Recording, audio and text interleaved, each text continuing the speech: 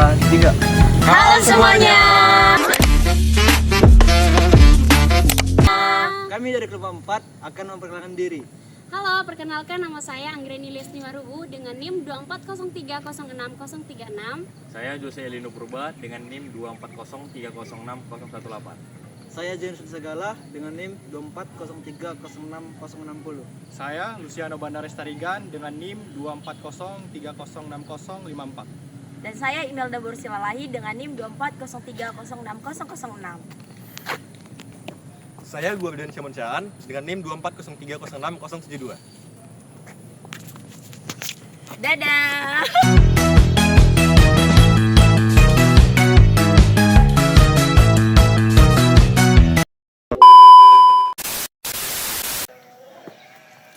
Selamat pagi semuanya. Di sini kami telah berada di tempat peternak jangkrik yang bernama Ibu Lestari. Ayo kita langsung masuk saja.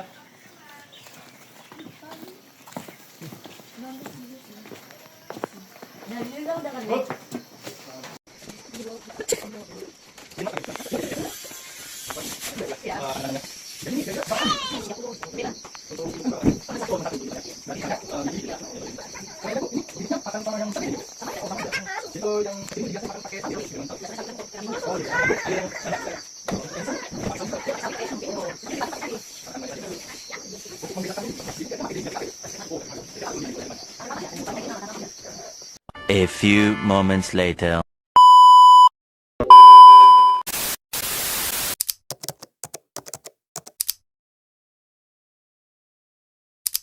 Baik, di sini saya akan menjelaskan mengenai perkandangan dalam peternakan jangkrik ini.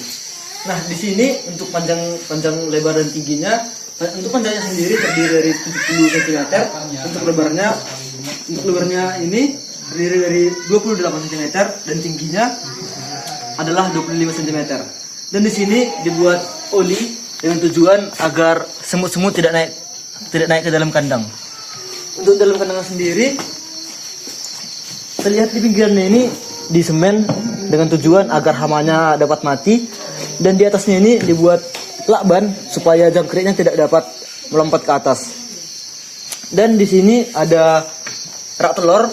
Di sini rak telurnya dalam satu baris ini terdiri dari 20 pasang, yaitu 40 biji, dan dibuat sebanyak 3 tingkat. Jadi dapat dihitung di sini adalah rak telurnya sebanyak 60 biji, dengan tujuan tempat untuk jangkriknya berteduh. Dan di sini dilihat bahwa ada penutup dari jaring-jaring supaya jangkriknya tidak dapat naik ke atas. Nah, demikianlah mengenai perkandangan di peternakan jangkrik ini. Sekian dan terima kasih.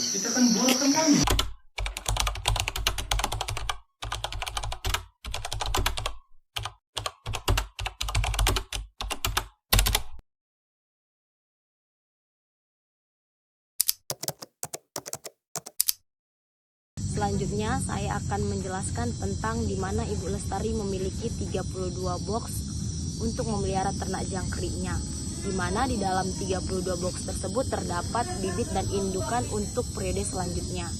Adapun biaya awal yang dikeluarkan Ibu Lestari untuk usahanya sebesar 4 juta untuk 10 box, dan usaha Ibu Lestari ini sudah berjalan selama 4 tahun.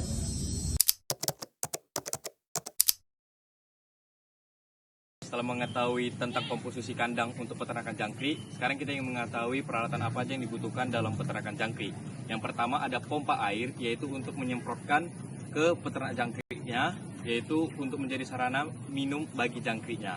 Kemudian ada rak telur yang dalam satu box itu berisi 60 rak telur untuk tempat tinggal jangkriknya. Nah, baru disediakan media pasir untuk tempat jangkriknya bertelur. Lalu tadi kita juga udah tanya sama ibunya, bibit indukan dari periode sebelumnya itu mereka tidak beli, mereka budidaya sendiri agar menjadi induk yang bagus. Nah, kita tanya tadi, bibit yang bagus itu dilihat dari mana? Dilihat dari ukurannya. Bibit yang bagus itu ukurannya besar.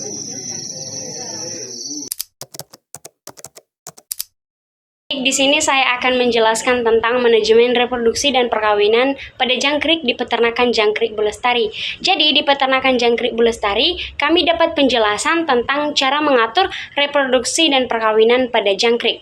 Nah, biasanya di peternakan jangkrik Bulestari, satu jantan dipasangkan dengan 5-10 betina di dalam satu kandang, dan di dalam kandang tersebut ada karton atau egg tray sebagai tempat sembunyi, dan juga ada wadah tanah lembab untuk betina meletakkan telurnya.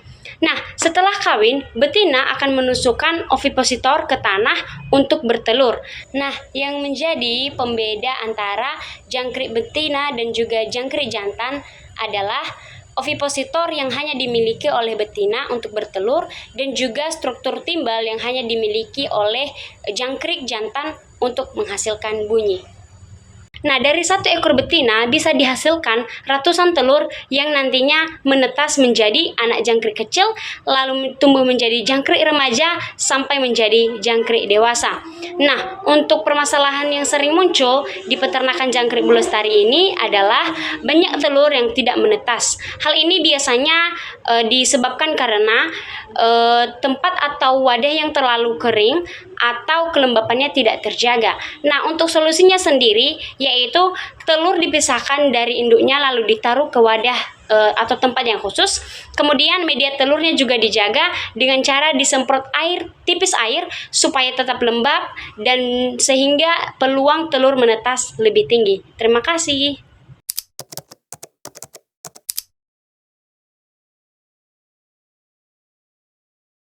Di sini saya akan menjelaskan tentang pakan yang diberikan Ibu Lestari kepada ternak jangkriknya dan kandungan apa saja yang terdapat dalam pakan tersebut. Yang saya ketahui ada 3 bahan pakan yang Ibu Lestari gunakan, yaitu ada sawi, pur ayam, dan ubi. Nah, untuk sawi sendiri, protein kasarnya ada 2%, serat kasarnya ada 1%, lemaknya ada 0%, airnya ada 92%, dan karbohidratnya ada 4%. Untuk pur ayam, protein kasarnya ada 20%, serat kasarnya 5%, lemaknya 4%, airnya 12%, dan karbohidratnya 55%. Nah, untuk daun ubi, protein kasarnya ada 7%, serat kasarnya 9%, lemaknya ada 1%, airnya ada 72%, dan karbohidratnya ada 18%. Nah, dari semua ini, sawi itu dia lebih bagus untuk jangkrik yang lebih muda atau masih anakan. Satu bonggol sawi bisa untuk satu kandang. Nah, untuk pur ayam, dia 10 kilo bisa untuk satu kandang. Dan untuk pur ayam, dia bisa digunakan untuk segala jenis usia pada jangkrik. Namun, ada namunnya, untuk pemakaian pur ayam, kalau berlebihan, itu bisa menyebabkan bau yang tidak sedap pada kandang itu sendiri.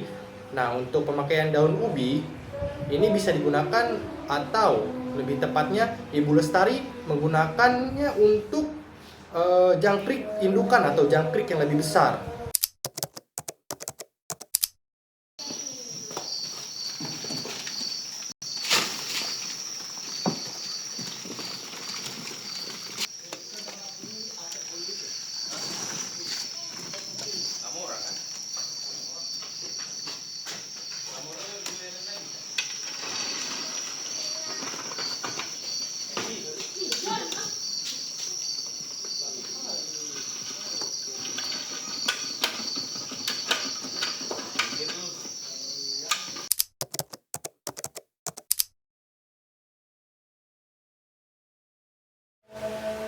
Baik, di sini saya akan menjelaskan analisis usaha ternak jangkrik periode 35 hari dengan 25 box panen.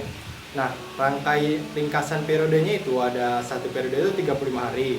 Nah, untuk total kandang ada 32 box, kandang panen per periode itu 25 box, dan produksi rata-rata itu 6 kilo per box. Nah, kita masuk ke produksi dan pendapatan.